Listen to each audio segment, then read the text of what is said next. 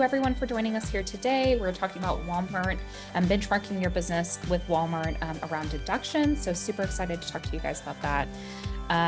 Today, you're going to have myself as your host, and Stacy is going to be our lovely, covering all of the content, answering all of the questions. Super excited to have her here today. For those of you who don't know Stacy, I'm sure if you've been on one of our past webinars, you do, but if you don't, she has over a decade's worth of experience in the retail world and knows all things, especially Walmart. So super excited to have her here today to talk about Walmart deductions. All right. And so for our agenda today, we are going to be just covering most of the time we are going to be covering actually benchmarking a Walmart deduction. So taking some insights that we found, sharing that with you guys. And then we're going to go into the insights that we found, how you can actually prevent those types of deductions from happening. So a little bit of education content in there as well. And then at the last part, we're going to be doing a Q&A. So if you guys have been with us all day, you know that we have a lot of questions, especially about deductions. So please try to get your questions in early. That will make sure that we can actually cover it in time. Kristen says that you need to check out Evenflow, Stacy, for role play brand vehicles. I am literally writing this down right now because I am literally going to go look for this during our breaks today, because I know everyone keeps saying we got to get the orders in soon, because word on the street is that it's going to be, as if it hasn't already been a difficult last few years, but word on the street is supply chain is still kind of in a crazy place right now. So literally looking up Evenflow for later on. That makes me sad. Okay, so just to give you guys a high level overview of Supply Pike. Actually, Stacey, you want to take this one? Yeah, absolutely. So, and again, as Melanie mentioned, some of you guys have been with us since 9 o'clock this morning. So we're sorry if this is like the 8th time you're hearing this today. But to those of you guys who are just now joining us, welcome. And we always love to do a very quick introduction so you know kind of who we are, and you know why we're able to kind of share this sort of information with you guys. But we are Supply Pike. We're a Northwest Arkansas-based software company, and kind of what we do is we create cloud-based tools and applications to help our supplier teams reduce their revenue loss. So again, you know, as Melanie mentioned, we've been talking about rev loss kind of all day. There's a lot of different ways it can happen, either through shortage deductions or AR deductions or SQEP, OTA, collect pickup programs and things like that.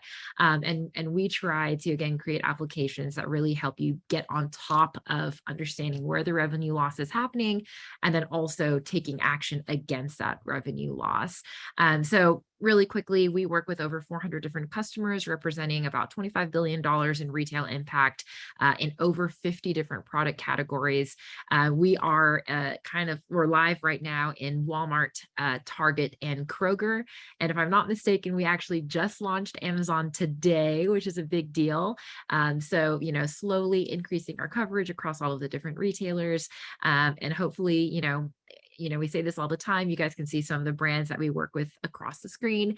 If we're not working with you today, hopefully we will be able to work with you guys and have you be part of the Supply Pike family one day soon. So yeah, without further ado, I am going to go ahead and kind of get us started talking about Walmart deductions benchmarking.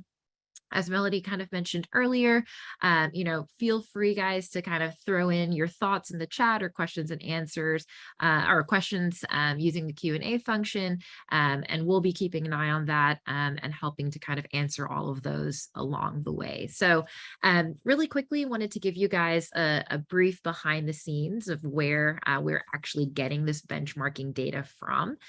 So we have gathered data and information from the 400 different companies that I kind of mentioned across those 50 different categories at Walmart today. And so it's a fairly representative sample of kind of the larger Walmart ecosystem. And kind of how we have analyzed this data and taken a look at it is we've really tried to bucket it into a couple of different types of kind of silos. So the first one is in company size. So we have 3 kind of general buckets, less than 25 million, which we're considering kind of small business, 25 to 100 million, which is, considered mid-size, and then of course over 100 million, which we consider enterprise size business. And when we say, these 25 to 100 million dollars, we're referring to your net ships to Walmart. So basically how much business you're doing with them, not necessarily at the retail dollar, but at the cost dollar. And then we've also bucketed them into kind of three main categories. And these are kind of the different business units that Walmart looks at. So we have your general merchandise. So you can think of things like electronics, home goods, apparel, and things like that typically fall under general merchandise. Food, of course, is going to be, things like grocery, dry grocery, any food and bev related items. And then consumables is going to be for those things that you kind of regularly have to replace. So a good example of that are health and beauty aids, for example, fall under consumables. It's basically things that you buy once, but then you use it and then you have to replenish it. And again, these are generally speaking the types of categories that Walmart is looking at their data through as well. So so with that said, we're going to go ahead and kind of hop into the data and kind of share some of the different insights and benchmarks that we're seeing across the industry as a whole. So overall, we're seeing an average of about 6.5% of invoices being lost to deductions. We can really get deep into why that is, whether that's valid or invalid. But just as a general rule, we're seeing, again, about 6.5% is just being taken essentially straight off the top of the invoices that suppliers are sending to Walmart. So a couple of things that I wanted to point out.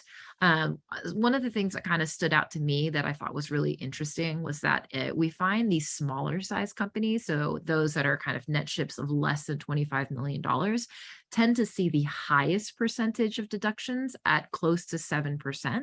And then by the time you get to kind of that mid-size to larger size companies, that drops to about 4.5-ish%.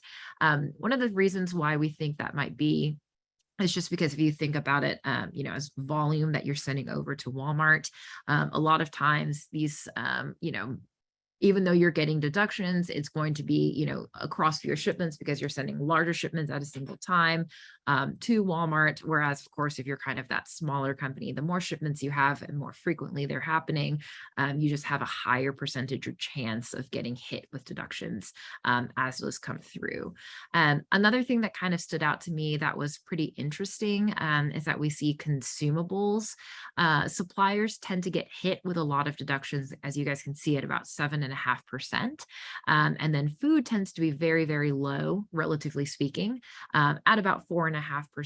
A big reason why we're seeing this happen is just because a lot of the suppliers we work with tend to ship in things like full truckloads and things like that. And so there's a little bit less of a chance and a little bit less of a propensity for these suppliers to get hit with things like shortage deductions or price deductions and things like that. So again, kind of smaller size companies tend to get hit a little bit more often, and consumables companies tend to get hit a little bit more often. But on average, all suppliers are sitting at about that 6.5% off of invoice.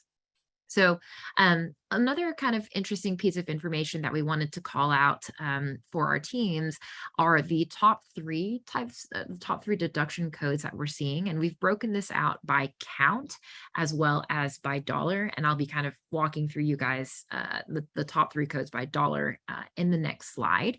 But by count, so just in terms of frequency, how often it happens, you can see we've divided that basically into kind of overall. So this is just accounting for the 75 different codes, that Walmart has for deductions, as well as what we're considering to be non-agreement codes. And basically, when we say non-agreement, we mean codes that don't necessarily fall into your online supplier agreement or the contract that you sign with Walmart. So you can see here just overall, again, across these 75 different codes that Walmart has, by count, the top two that we see happen a lot are codes 94 and 60. These are to do with basically your returned or defective merchandise is the code 94, and then code 60 is the freight or handling charge that is very commonly associated with a code 94. So these two kind of being paired together makes a lot of sense to us. And we're not super surprised to see that kind of at the top of the list in terms of frequency. But you can see kind of the number 3 code in the overall by count is goods billed, not shipped, which of course refer to shortage related codes. In the top 3 codes by count for non-agreement, so again, we're taking out things like allowances, defective returns, and similar codes. You'll see code 22 shows up again. So again, another shortage related claim. Code 10, which is a pricing related issue. So a lot of times you see this when, let's just say, for example, you are invoicing Walmart at a certain price and Walmart is expecting a different price, usually a lower price. Then they are going to essentially short you on that invoice because they say, oh, you invoiced me for 10, I expected to pay 8. I'm going to short you that $2 because I expect to pay 8. And that $2 will kind of show itself as a code 10. And then kind of number 3, and again, in terms of frequency, is a code 24, which is another shortage related deduction code. And this is around carton shortage or freight bill signed short. There are some nuances between codes 22 and 24. We don't have a lot of time to get too deep into the weeds to talk about them, but I highly recommend checking out either one of our deductions webinars where we do get into the weeds with these, or if you visit supplierwiki.com, it is our free kind of resources page where you can go in and read about every code in detail. But just wanted to call out that these, again, are the top 3 codes that you're seeing across our supplier base by count. Now, what I think is really interesting is when you look at the top 3 codes by dollar amount, you'll see that the top 3 are all shortage related codes. So even though our supplier code base or our supplier base may be dealing and having to fight these types of codes more often, the ones that are really causing them the most amount of pain is shortage related codes. So 22, again, is that goods billed, not shipped. 25 is no merchandise received or invoice. So this is Walmart saying that they received nothing for what you invoice them. And then a code 24, again, is going to be around that carton shortage or freight bill signed short. So, I'm curious to see, for those of you guys who are joining us on the call right now, is this something similar that you guys are seeing? Are you seeing that shortage related codes are kind of costing you guys the most amount of money? Feel free to kind of share your insights in the chat with everyone else. Okay, so moving on, wanted to talk through, again, this is based on the customers that we worked with prior to working with Supply Pike. How many deductions were they actually going after before working with us? So I thought this was very, very interesting that on average, only about 16% of deductions that our suppliers saw were ever disputed. So you guys can kind of see here, essentially across all of the different size buckets, it's roughly about the same at about 15%. There is a little bit of a spike in the over $100 million range at about, closer to 17%. We think a lot of this is driven by the fact that, these are the bigger companies that can kind of afford to have bigger teams, spend a little bit more money to get resources to go after these deductions. And then what we thought was also interesting is if you look at kind of the same stat, but broken down by category, gen merch usually hospitality is a category where suppliers are really trying to go after those deductions at about 20%, and food is only at about 8.5%. Now, there are, obviously a lot of nuance and a lot of different reasons for this. So, for example, we see with a lot of food suppliers, if there are things like damages, they won't necessarily go after those deductions, because they can't. So there's a lot of nuance behind this, but again, we really are hoping that you guys can use this as a benchmark to kind of say, hey, if I am a food supplier, am I going, after roughly this many deductions, or am I only at 4%? And, hey, there's a really big opportunity for me to go after more to be similar to my peers that are in this space. So again, by size, everyone is roughly at about the same place, but by category, gen merch seems to be the most aggressive in going after deductions, followed by consumables, and then food later on. So one of the interesting stats that we saw and really wanted to share with you guys is, we talk a lot about the validity of deductions. And I think if you were in an earlier session, you probably heard Eric, our director of product, say, with Walmart, you are guilty until proven innocent when it comes to deductions. And so a lot of times when you are hit with deductions, we've found they're not always valid. And what that means is you have the ability to go after those deductions and try and get that money back. So of the deductions that we have evaluated for our supplier base, we have found anytime, those get disputed, you'll see that overall about 75% of disputed deductions are actually won back. So if you are not currently going after the money that's on the table, there is a lot of opportunity there to really, minimize that revenue loss and kind of increase that cash flow for your company. Obviously, pretty dang high win rate. So again, highly encourage you to take a look at your own business, see if you're going after the same kinds of money, the same type of money, and you could potentially be winning all of this dollars back.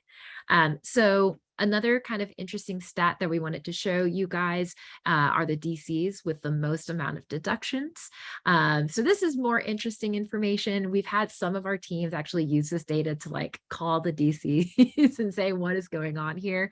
Why are you struggling so hard to actually put in and receive, my shipments?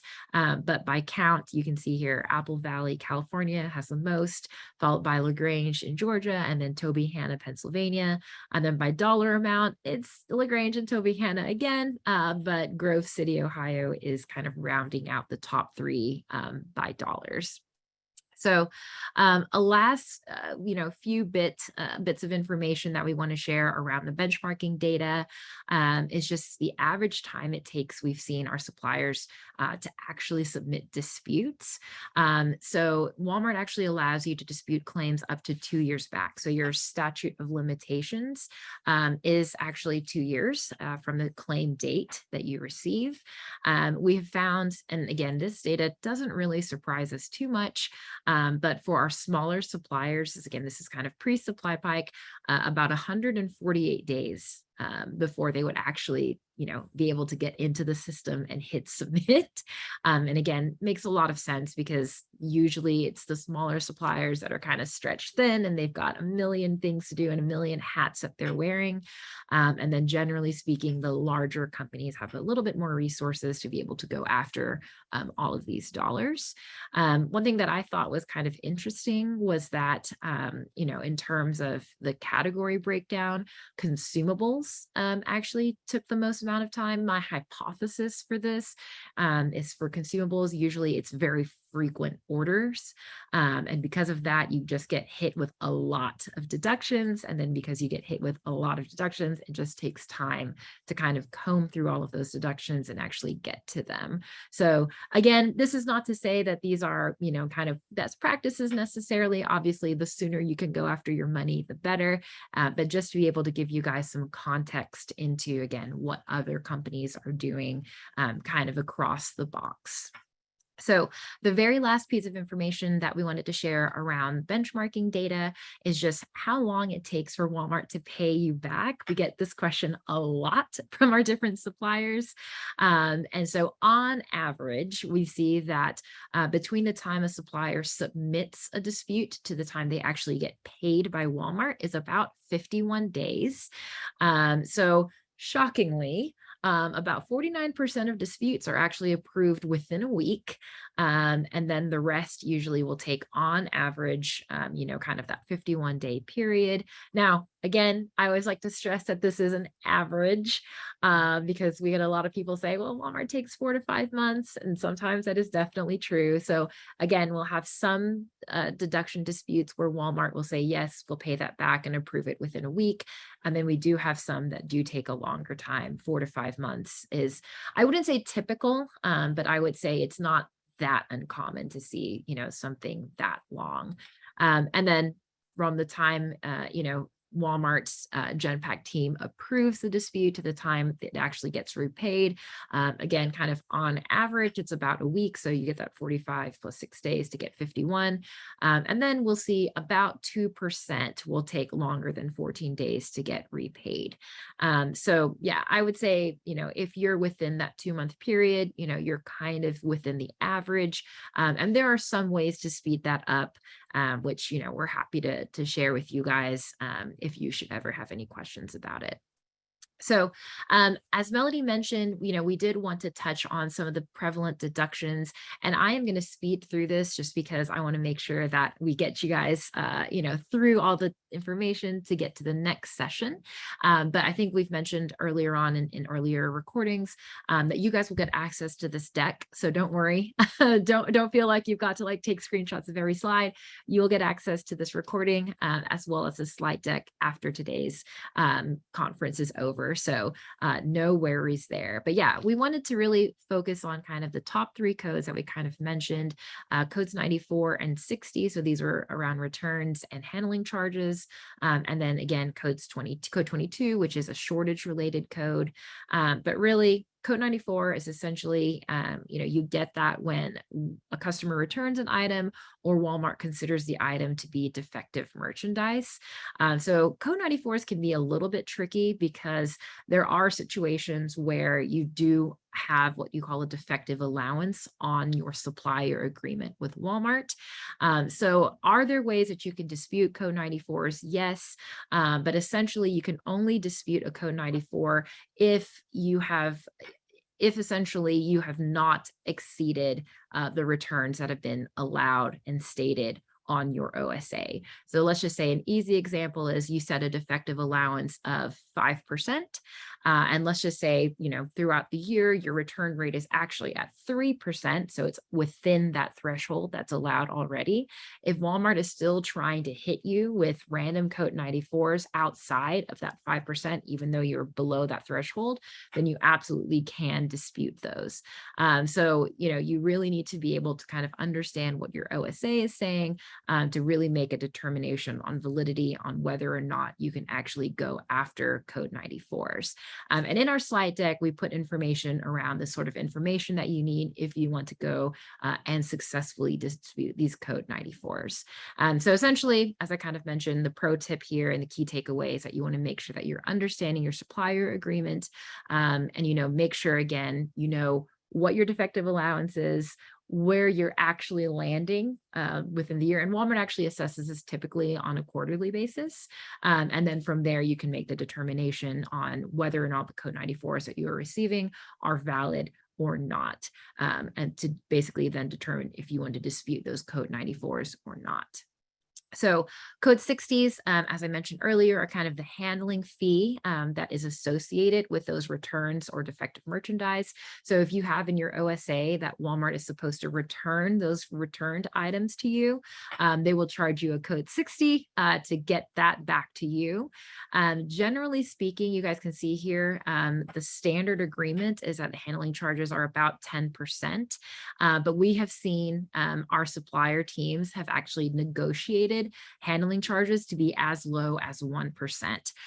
So again, kind of the key takeaway for this particular code is you want to make sure that you understand what your supplier agreement is saying, check what your handling charge is, see if you're even supposed to be receiving merchandise, and things like that. And then you should be able to kind of either mitigate code 60s or fight them if Walmart is basically trying to take too much from you outside of what you've agreed upon with them. So the very last one that I wanted to cover, and I know I'm moving fast, is the code 22. So again, this is a shortage related code. Essentially, Walmart orders 6 cases, you ship them 6 cases. They are saying they only received those 3 cases. So they're shorting you and basically not paying you in full. And that is what a shortage code 22 related or shortage related code is. And essentially there are a couple of different ways you can prevent this from happening if it's valid, making sure your item setup is correct, make sure that you're invoicing correctly. And then if you do want to dispute those code 22s, essentially you have to do that in the APDP or accounts payable disputes portal. And if you are a collect supplier, you want to make sure that you have a signed copy of your BOL.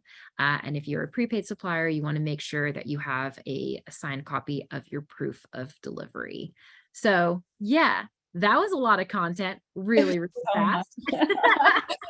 We only have one question and we have enough time for it. So can you clarify which deductions you're talking about? Does this include OTIF or SQUEP? Yeah, that is a very good question. So for the benchmarking data that we were looking at, it is only for AP or accounts payable related deductions. So essentially, if you invoice Walmart and they short pay you for any reason, those are the deductions that we are looking at. We have a separate OTIF benchmark webinar that you guys should be able to access. We did that earlier this week. I don't think we've done a SQUEP one yet, but I will make sure the Supplier Wiki team knows that there's some interest there for that. Sweet. Okay, we got to run. We are behind. So we will go ahead and jump off so you guys can start the next session. But thank you everyone who attended this session with us today, and we will see you again soon. Awesome. Thanks, guys. Bye.